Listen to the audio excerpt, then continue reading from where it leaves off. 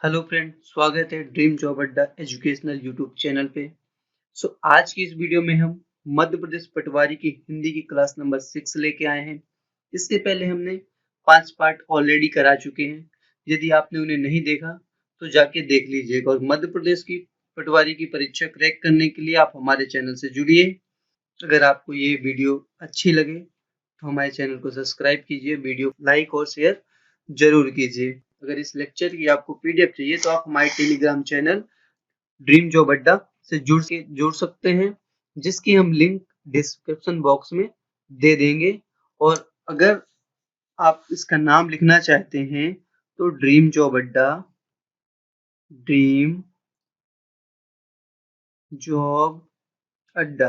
ठीक है।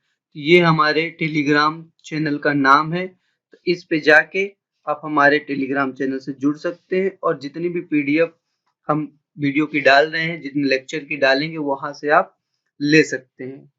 तो चलिए स्टार्ट करते हैं अपने पहले क्वेश्चन पे कि जिन वर्डों का उच्चारण स्वरों की सहायता से होता है उन्हें कहते हैं।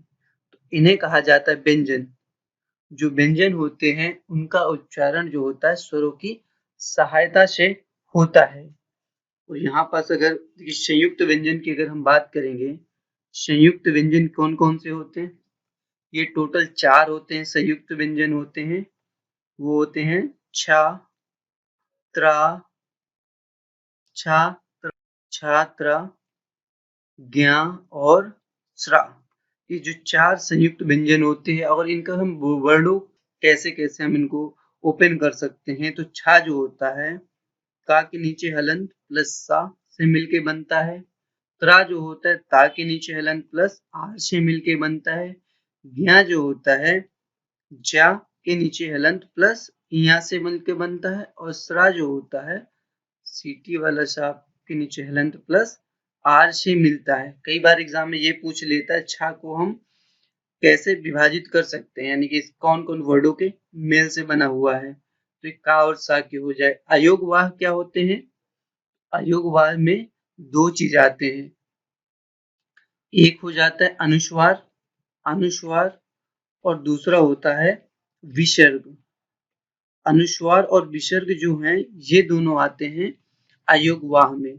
अनुस्वार को हम एक बिंदी से हम रिप्रेजेंट करते हैं, और विसर्ग जो होता है किसी के पीछे हम 2 बिंदी ऐसे लगाएंगे तो वो विसर्ग का सिंबल हो जाता है। यही स्वर की बात करेंगे तो स्वर स्वतंत्र रूप से बोले जाने वर्डों को हम कहते हैं स्वर, और इनकी जो संख्या होती है वो होती है 10। चलिए नेक्स्ट क्वेश्चन पे चलते हैं। किस स्वर की मात्रा आर के साथ नहीं लगाई जाती है? तो ये जो होगा ऋषि जो होता है, इसको आर के साथ नहीं लगाया जाता है। दादाजी के चित्र को उतारो, इस वाक्य में सही निपात लगाइए। तो निपात के बारे में हम इसके पहले हम डिस्कस कर चुके हैं कि निपात होता क्या है। तो देखिए निपात जो होता है, निपात किसी वाक्य को बल देने के लिए प्रयोग किया जाता है। किसी वाक्य को बल देने के लिए प्रयोग किया जाता है। बल देने के लिए, किसी वाक्य में बल देने के लिए हम निपात का प्रयोग करते हैं, या फिर जोर देने के लिए। निपातों की अगर संख्या की बात करें तो इनकी जो संख्या होती है निपातों की, वो होती है 9। 9 निपात होते हैं। तो यहाँ पास देखिए कौन सा निपात फिट हो रहा है। तो देखिए दादाजी के चित्र को डैश डैश उतारो, यानी यहाँ पर कौन सा बल का हम प्रयोग करेंगे। तो यहाँ पास जो हो जाएगा दादाजी के चित्र को मत उतारो, यानी कि जो यहाँ निपात हो रहा है वो निषेधात्मक निपात हो जाएगा। जो मत है उसे बोलते हैं निषेधात्मक निपात, निषेधात्मक निपात बोलते हैं इसको। नेक्स्ट क्वेश्चन है, अग्नि का पर्यायवाची निम्न में से कौन सा है? तो यहाँ पर जो पावक है, पावक अग्नि का पर्यायवाची है। और इसके कौन से पर्यायवाची हो सकते हैं? ज्वाला, ज्वाला भी अग्नि का पर्यायवाची है। अनल काफी ज्यादा इंपॉर्टेंट। दहन, वाही, वाही, वैश्वानर, वैश्वानर, वाही, वैश्वानर, धूमकेतु, धूमकेतु, धूमकेतु, कृषाणु, कृषाणु, ये सभी अग्नि के पर्यायवाची हैं। नेक्स्ट क्वेश्चन है, स्त्री का पर्यायवाची कौन सा है? स्त्री का पर्यायवाची इनमें से कौन सा है? तो स्त्री को हम वनिता भी कहते हैं। स्त्री को क्या कहते हैं? वनिता। तो इसका जो करेक्ट आंसर हो जाएगा वो हो जाएगा ऑप्शन नंबर सी हो जाएगा। और क्या कह सकते हैं स्त्री को? स्त्री को हम सुंदरी भी कहते हैं। सुंदरी, कांता, सुंदरी हो गया, कांता हो गया, रमणी हो गया, रमणी हो गया, ये सब स्त्री के पर्यायवाची हैं। देन अगर एक दो पर्यायवाची और देखना चाहते हैं तो यहाँ पास देख लीजिए तीर, ये काफी ज्यादा इंपॉर्टेंट है। इसके क्वेश्चन लगभग बच्चे गलत ही कर देते तीर के पर्यायवाची का। तो इसको क्या क्या कह सकते हैं? इसको बोलते हैं सर, नाराज, सर, नाराज, निशिमुख, निशिमुख, निशिमुख, सर, नाराज, निशिमुख, सायक, सायक, ये सभी तीर के पर्यायवाची। बाण भी होता है, बाण, ये सब तीर के पर्यायवाची है। हिरण के कौन कौन से पर्यायवाची हो सकते हैं? इसका होता है सुरभि, सुरभि, सारंग, सारंग, सुरभि, सारंग और मृग, ये सब हिरण के पर्यायवाची हैं। जिसके हाथ में वज्र हो के लिए निम्न में से एक शब्द कौन सा है? तो जिसके हाथ में वज्र हो उसे हम कहेंगे वज्रपाणी। वज्रपाणी, जिसके हाथ में वज्र हो उसे कहते हैं हम वज्रपाणी। वज्रपाणी, यही हम अगर कहें कि युद्ध करने की इच्छा, कहते हैं युद्ध करने की इच्छा, युद्ध करने की, युद्ध करने की इच्छा, इसको क्या कहेंगे? तो ये होता है युयुत्सु, युयुत्सु, युद्ध करने की इच्छा को बोलते हैं युयुत्सु। और यदि हम कहेंगे कि एक स्थान पर टिक कर न रहने वाले को, एक स्थान पर टिक कर न रहने वाले को क्या कहते हैं? एक स्थान पर टिक कर ना रहने वाले को, ना रहने वाले को क्या कहते हैं? बोलते हैं यायावर। यायावर होता है जो एक स्थान पर टिक कर नहीं रहता है। वाक जाल का सही संधि विच्छेद निम्न में से कौन सा है? तो वाक जाल, जब इसका हम विच्छेद कर रहे हैं तो ये हो जाता है वाक धन जाल, वाक धन जाल, ये हो जाता है वाक जाल। और ये कैसे मिलके बनता है? देखिए, जब किसी भी वर्ग का पहला शब्द तीसरे शब्द में कन्वर्ट होता है, किसी भी वर्ग का पहला शब्द तीसरे शब्द में कन्वर्ट होता है तो वहां विसर्ग संधि होती है। या फिर हम ऐसे कह सकते हैं जो विसर्ग संधि होए, यहाँ पास है विसर्ग संधि। विसर्ग संधि में क्या होगा कि पहला वाला शब्द जो होगा वो तीसरे शब्द में कन्वर्ट होता है। तो जैसे पहला का है तो ये हो जाएगा गा में, तो वाग जाल। और अगर एग्जाम्पल की हम बात करेंगे कि दिग्गज, देखिए दिग्गज कैसे बना है? दिग्गज, दिक धन गज, दिग्गज जो होगा दिक धन गज। तो ये जो पहले वाला वर्ड जो था ना का, ये तीसरे में कन्वर्ट हुआ है, तीसरे में गा, दिग्गज, दिक धन गज, दिग्गज। एक और एग्जाम्पल देख सकते हैं दिगंत। जैसे दिगंत है तो दिगंत में क्या हो जाएगा? दिक, दिक धन अंत, दिक धन अंत। तो यहाँ पास भी जो पहले वर्ग का पहला वर्ड, किसी भी वर्ग का पहला वर्ड होता है तो ये पहला ही वर्ड है का, और ये गा है तीसरा वर्ड। तो पहला वर्ग जो वर्ड कन्वर्ट हुआ तीसरे, तो दिगंतर बना। और यहाँ पर संधि कौन सी? विसर्ग संधि होगी। यहाँ पर संधि जो है वो विसर्ग संधि हो जाती है। परतंत्र का विलोम शब्द निम्न में से कौन सा है? परतंत्र का विलोम शब्द कौन सा है, इसको हमें बताना है। ठीक है, देखिए परिमिति, परिमिति का जो विलोम शब्द क्या होता है? अमिति का होता है परिमित, अमित का होता है परिमित। निमीलन किसका होता है? उन्मीलन का, उन्मीलन का होता है निमीलन। वक्र होता है ऋजु का, ऋजु का होता है वक्र, एंड परतंत्र का हो जाए स्वतंत्र का होगा परतंत्र, या फिर परतंत्र का हो गया स्वतंत्र। ई प्रत्यय से बना शब्द निम्न में से कौन सा है? तो यहाँ पास हम इसका विसर्ग विच्छेद करेंगे और यहाँ पास देखिए कौन सा मूल शब्द है और कौन सा प्रत्यय या उपसर्ग है। तो चलिए स्टार्ट करते हैं व्यवहार शब्द से। देखिए व्यवहार को जब हम इसका विच्छेद कर रहे हैं तो विधन विधन अवहार बनता है। व्यवहार को लिखते हैं विधन अवहार। व्याकरण शब्द को लिखते हैं विधन आकरण, विधन आकरण। और थर्ड नंबर है अभ्यास।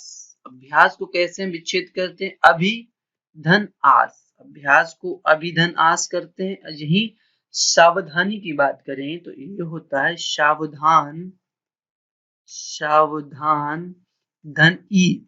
इस क्वेश्चन का जो आंसर हो जाएगा वो होगा option number A. Then next question, Shyam Sundar शब्द में निम्न में से कौन सा समास है? श्याम सुंदर में कौन सा समास है? तो देखिए श्याम सुंदर को जब हम विच्छेद कर रहे हैं तो ये क्या हो जाएगा? ये होता है श्याम जो सुंदर है। श्याम सुंदर को हम लिखते हैं श्याम जो सुंदर है, श्याम जो सुंदर है, श्याम जो सुंदर है। तो यहाँ पास कौन सा समास हो जाएगा? यहाँ पास समास हो जाएगा कर्मधारय समास। कर्मधारय समास में उत्तर पद प्रधान होता है, या फिर इसको पहचानने के क्या तरीके है जो या के समान आता है, के समान आता है, के समान आएगा जहां वहां तत्पुरुष समास हो जाता है। सॉरी, वहां कर्मधारय समास होगा, तत्पुरुष नहीं। तो यहाँ थोड़ा इसको इरेज कर देते हैं।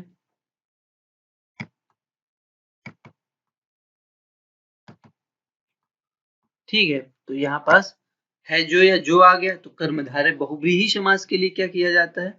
बहुव्रीहि समास में जब कोई भी पद प्रधान न हो, ना पूर्व पद प्रधान हो ना ही उत्तर पद प्रधान हो, लेकिन ये कोई तीसरे पद की तरफ इंगित करता है, वहां पास बहुव्रीहि समास होता है। जैसे कि हम लिखते हैं, जैसे मृत्युंजय, मृत्युंजय, मृत्युंजय जो होता है इसको क्या लिखते हैं? देखो, जो मृत्यु को जीतने वाले को, मृत्यु को जीतने वाला, मृत्युंजय मतलब जीतने, मृत्यु को जीतने वाला, यानी कि भगवान शंकर, यानी कि तीसरे शब्द की तरफ इंगित किया।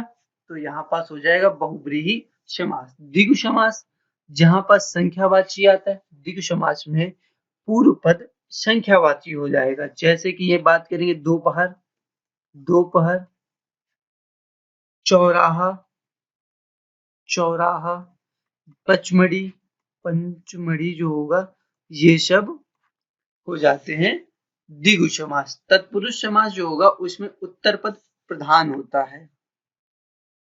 सिर उठाना मुहावरे का अर्थ निम्न में से कौन सा है? तो सिर उठाना मतलब विरोध में खड़ा होना।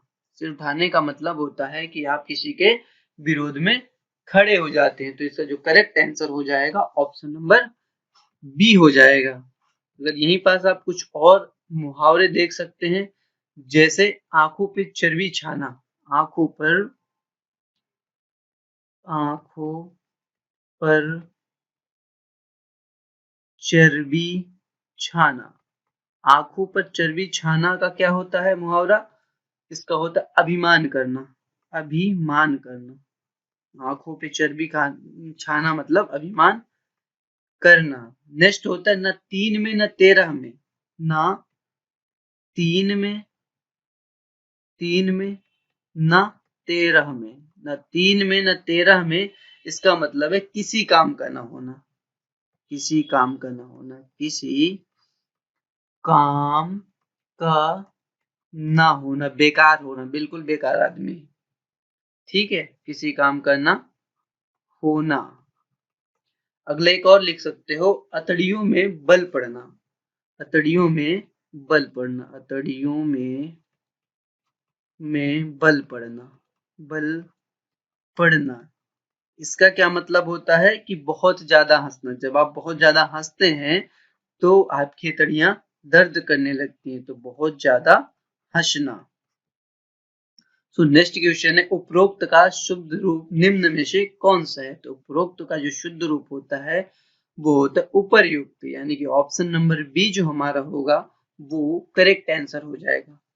नेक्स्ट क्वेश्चन है, अंबर पनघट में डूबो रही तारा घट उषा नगरी में कौन सा अलंकार है? तो यहाँ पास अलंकार के बारे में आपको थोड़ा बहुत जानना जरूरी है।